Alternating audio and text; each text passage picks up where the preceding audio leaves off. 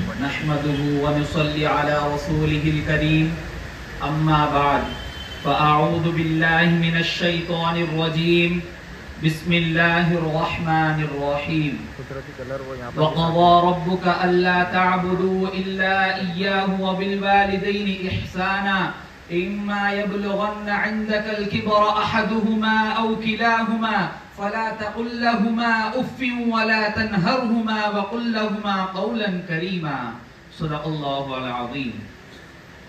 వేదికపై ఉన్న పెద్దలకు, నా గౌరవనీయులైన ఉపాధ్యాయులకు, నా తోటి స్నేహితులకు అస్సలాము అలైకుం వరహ్మతుల్లాహి వబరకాతుహ్.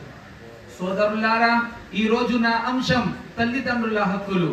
ఈ ప్రపంచంలో తల్లిదండ్రి అనబడి ఈ రెండు పదాలు సమస్త జీవకోటికి అల్లాహ్ తాలా ప్రసాదించిన కానుక మరియు వరము. అల్లాహ్ తాలా తన వద్ద ఉన్న సమస్త ప్రేమను 100 భాగాలుగా చేసి కేవలం 1% ప్రేమను మాత్రమే ఈ భూమి మీదకు పంపాడు. అందులోని 1% ప్రేమ సమస్త విశ్వాసులను పంచబడినది. అందువల్లే పాము తమ బిడ్డల పట్ల, సింహం తన బిడ్డల పట్ల, ఏనుగు తమ బిడ్డల పట్ల, సమస్త విషపూరిత జంతువులు తమ బిడ్డల పట్ల ప్రేమానురాగాలతో కలిసిమెలిసి ఉంటాయి. సోదరులారా, ఈ ప్రపంచంలో 2 రకాల ప్రేమలు మాత్రమే నిస్వార్థమైనవి. ఒకటి అల్లాహ్ తాలా తన భక్తుల మీద చూపించే అమిత ప్రేమ, తల్లిదండ్రులు తమ పిల్లల పట్ల చూపించే అమిత ప్రేమ. వారు రాత్రి పగలు చూడకుండా మనల్ని కనురెప్పలా కాపాడుకున్నారు. మేము బాధపడితే వారు బాధపడేవారు, మేము కన్నీరు కారిస్తే వారు కన్నీరు కార్చేవారు. మాకేదైనా దెబ్బ తగిలితే వారి హృదయాలు కదిలిపోయేవి. మేము రాత్రంతా నిద్రపోకుండా చేస్తే వారు ఓదార్చేవారు, కానీ ఒక దెబ్బ కూడా కొట్టేవారు కాదు.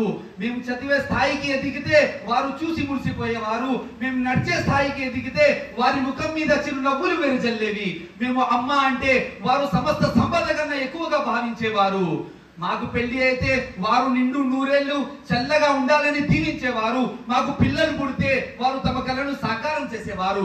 ఇట్లాంటి దేవమూర్తులైన తల్లిదండ్రులను ఈ రోజు మనం ఏం చేస్తున్నాము? ఒక్కసారి తమ హృదయాల పైన చెయ్యి పెట్టి ఆలోచించండి. వాళ్ళ కష్టం విలువ మనకు తెలిస్తే జీవితంలో వాళ్ళని కష్టపడినివ్వము. వాళ్ళ చెమట విలువ మనకు తెలిస్తే వాళ్ళని ఓల్డేజ్ హోమ్లలో ఈ రోజు మనం పెట్టాము. వాళ్ళ కన్నీళ్ల విలువ మనకు తెలిస్తే జీవితంలో వాళ్ళని ఎప్పుడు ఏడవనివ్వము. అసలు దీనికి కారణం మన తల్లిదండ్రుల విలువ తెలియదు. దీనినే దివ్య ఖురాన్ లో అల్లాహ్ తాలా తెలియజేస్తున్నాడు. వఖదా రబ్బుక అల్లా తఅబుదు ఇల్లా ఇయ్యాహు వబిల్ వాలిదైని ఇహ్సానా ఇమ్మా యబ్లుగన్న ఇందకల్ కిబర అహదుహుమా ఔ కిలాహుమా ఫలా తఖుల్ లహుమా ఉఫ్ఫిన్ వలా తన్హర్హుమా వఖుల్ లహుమా ఖౌలన్ కరీమా. మీరు ఒక దేవుణ్ణి తప్ప మరెవరిని ఆరాధించకండి. తల్లిదండ్రుల పట్ల సద్భావంతో మసలుకోండి.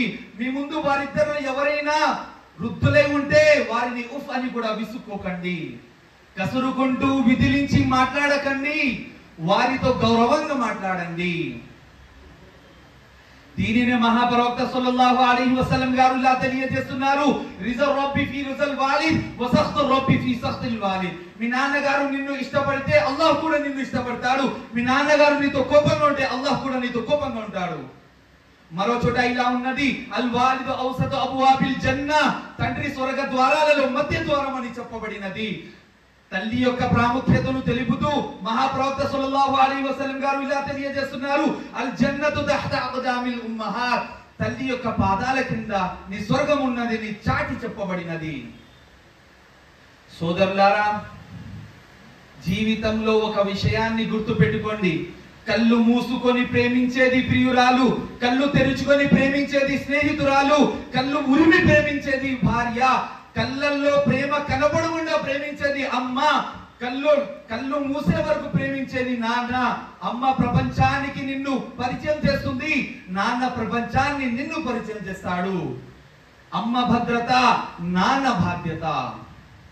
సోదరులారా, అందువల్లే ఇప్పుడైనా మనము మన తల్లిదండ్రుల విలువను తెలుసుకొని అల్లాహ్ కోపానికి తమను తాము బలి కాకుండా చూడాలా. అల్లాహ్ మనందరినీ తల్లిదండ్రుల పట్ల విధేయతగా ఉండేలా చెయ్యుగాక.